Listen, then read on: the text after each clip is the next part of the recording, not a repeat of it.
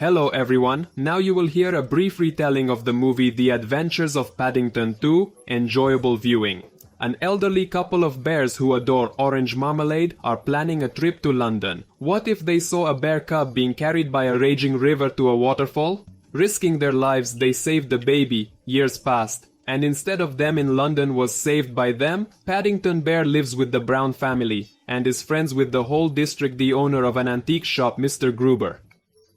Howled and offered to Paddington. Among them, choose a gift for your aunt for the centenary. The bear found a flip book about London. It would be the perfect gift for a bear who has dreamed of going to this city all her life. But Mr. Gruber upset Paddington.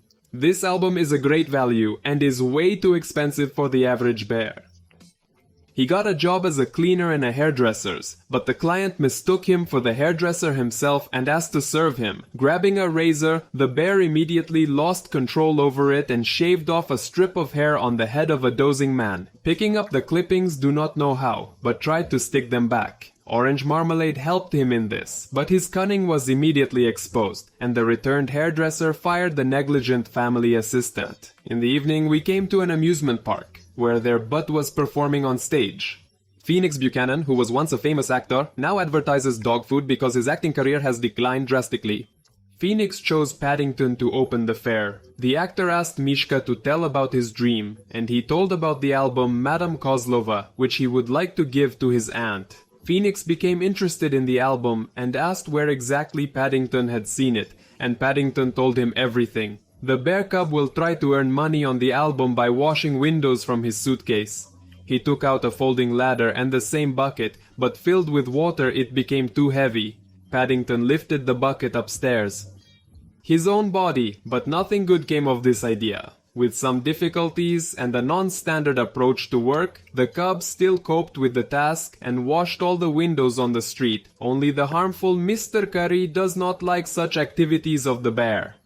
Every day he diligently brushes and washes any glass throughout the entire city, gradually filling his bottle of coins. With each passing day of work, Paddington saves money to buy a gift for his beloved aunt. One day he witnessed a thief breaking into Mr. Gruber's shop. Paddington pursued the thief, but when the alarm sounded, the thief managed to grab the album and flee. In a chaotic chase involving Paddington and an officer, the thief escaped on a familiar mutt named Wolf, hiding in the bushes. The thief caused a man to fall off his bike in the commotion. Wolf was momentarily thrown off, but was picked up again. The thief pretended to surrender, only to throw a smoke bomb and escape. Paddington, the innocent bear, was left bewildered in the street and was arrested by the authorities. The neighborhood buzzed with news of the crime, leading to Paddington being taken to the police station. To everyone's surprise, the actual thieves were revealed to be Phoenix Buchanan, who feigned satisfaction as the police unknowingly charged Paddington. Additionally, there was another actor who communicated with mannequins and fantasized about making a grand return to the stage. He devised a plan to produce a one-man show, hoping to gather the funds he needed with clues from the mysterious little lady leading him to a treasure. This discovery would help him stop resorting to filming dog food commercials. Eventually, Paddington's situation complicated further when it was revealed that the judge handling his case was the same person he once gave a stylish haircut. Mr. Gruber, being a staunch supporter of his friend, couldn't fathom the idea of Paddington committing a robbery. Edilas were found throughout the building, as was orange marmalade. This! The identical marmalade. Yes, indeed. The scoundrel Buchanan also testifies he allegedly saw the bear that night and did not borrow it. He didn't actually chase like this for theft of property and serious damage to his hair. Paddington received 10 years in prison. Entering the cell, the bear cub asked the guard to read him a bedtime story, but for some reason he refused. Brown meanwhile is busy searching for the real thief, and Phoenix has infiltrated the History Museum and found the first clue letter D. Paddington was sent to work in the laundry. He scattered the striped uniform in the washing machine and accidentally threw in the same red sock, which caused the grey uniform to turn pink, and no one liked it. In my opinion, the pink color has refreshed everything here. Paddington was offered to close his mittens and eat well suddenly for the last time, but the food turned out to be completely disgusting. But no one risks pointing this out to a cook named Kastet. Thug sent Teddy Bear to deal with the matter so he could redeem his own. Post form. Mr. Kastet, Yes. may I discuss this matter further? Menu send a doctor to the dining room. The bear complained about the porridge with lumps, hit the baguettes on the head, and smeared mustard ketchup on it. Kastet was about to make a bear pie out of Cheeky, but then a divine marmalade sandwich fell into his mouth, after learning that Paddington can also cook it. The authority announced that from now on the bear is under his protection. I'm ensuring your safety while you're engaged in making marmalade. I agree. Yes. Mr. Grouper is surprised that the thief stole the album because there were much more valuable things around him. The Browns visited Madame Kozlova's great-granddaughters and asked to tell about their relative. She was the greatest circus performer of her time. Especially, she became famous for aerial acrobatics, and thanks to this became rich.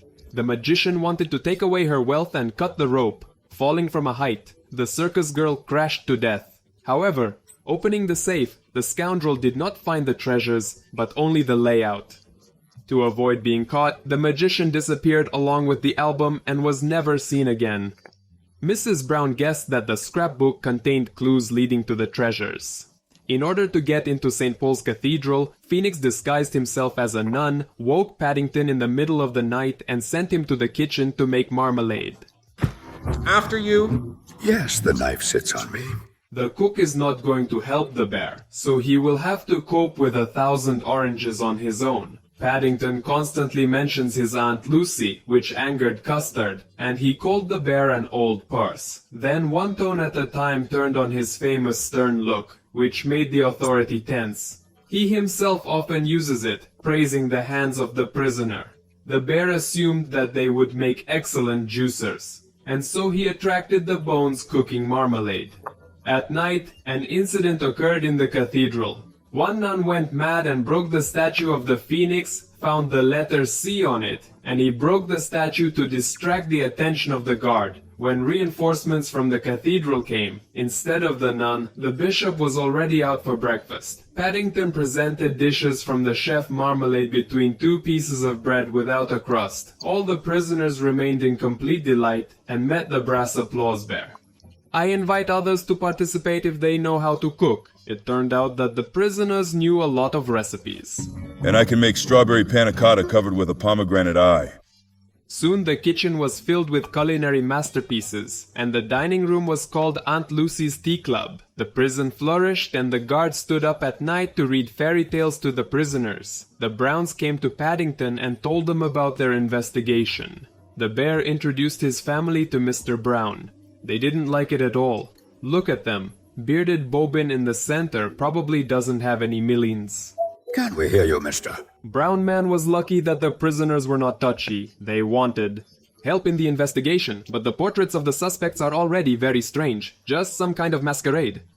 Sarkar hinders the search by calling Paddington a thief. He is the only one glad that the bear was put in. Mrs. Brown jokingly asked the parrot where the thief and the bird were. He answered, "Right behind you." Just behind her, Phoenix came out onto the balcony. The actor boasted to his neighbor that he probably found money to finance his one-man show, and for some reason called the thief a blue-eyed handsome man, although all the drawings were black and white. Mrs. Brown assumed that Phoenix was exactly the one they needed, but now they should figure out how to expose him. Prisoners communicate through pipes at night. Kastet promises to help Paddington find the real thief, but to do so they will need to escape from prison. Mishka refuses, and the prisoners convince him that Bran is about him. They will soon forget, but they will do everything to help him. Mrs. Brown hid in a huge basket supposedly to be delivered to Phoenix, and the children came to his agent and recorded the conversation on a tape recorder. The recording of the woman's voice they used what? Beckoned Felix out of the house and he ran away to a meeting at the restaurant. Mrs. Brown got out of the basket. Her husband saw her from the window and also climbed into someone else's house. The couple found out that the actor has a lot of debts. He is bankrupt. Then they discovered a secret entrance to the attic. Look for yourself. It's nothing remarkable. Yes, he's just a maniac. In the Browns' attic, they found his nun's paradise costumes, which means it's still a phoenix. The actor himself returned for a scarf and found his neighbor hiding behind the sofa. Excuse me, what are you doing here? We'd ask you the same question. Found Phoenix and Mrs. Brown? They lie that they are inspecting a neighbor's house because Mr. Brown works as an insurance agent. Phoenix pretended to believe them and immediately checked the album where Lily was. The actor has already collected all the letters, or rather, the notes, and now they will need to be played in a certain place. With all the evidence, the Browns came to the police, but without evidence, the officer is not going to listen to them. For the first time in all time, the family was late and did not come. One tone on a date, Bear thought that they had already begun to forget about him. At night, he dreamed that he was again in the jungle of Peru and met with Aunt Lucy Paddington, agreed to participate in the escape. First, they sneaked into the laundry. Next, the teddy bear on the gears got to the clock tower. There was the office of the head of security with all the keys. The prisoners climbed onto the roof from a sheet and a large basket, built a balloon in which we left the prison criminals.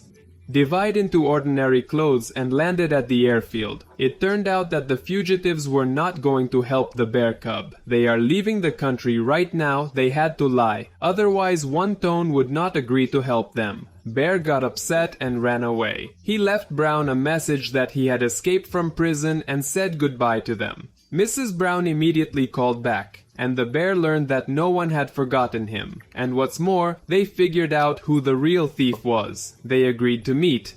Hall, and the carnival train is leaving from there today. It was to him that the last clue led. The teddy bear was helped by a garbage collector from his street, and Brown was helped by all their neighbors who pushed the stalled car. They all want Paddington to come home. Mishka ran through the station, pretending to be an urn.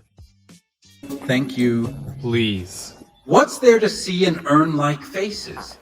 One at a time who recognized the actor and jumped on the train after him. But the Browns were late, but they didn't give up. Jonathan understands locomotives and stole one. Meanwhile, the fugitives heard on the radio that their furry friend had been seen at the station and that the police would soon arrest him. He's probably under them right now. It turned out that the killer magician was Phoenix's grandfather. The actor found the carnival organ and began to press. The necessary keys Paddington uses caramel apples to move on the roofs of cars. At the same time, the family jumps from locomotive to train and Mr. Brown has to remember what he learned in yoga classes. Phoenix typed the right combination and a chest of treasures opened in front of him. However, the bear took the album and frightened the thief. The organ slammed shut again and Phoenix did not remember the combination. He chased after Paddington until he fell down.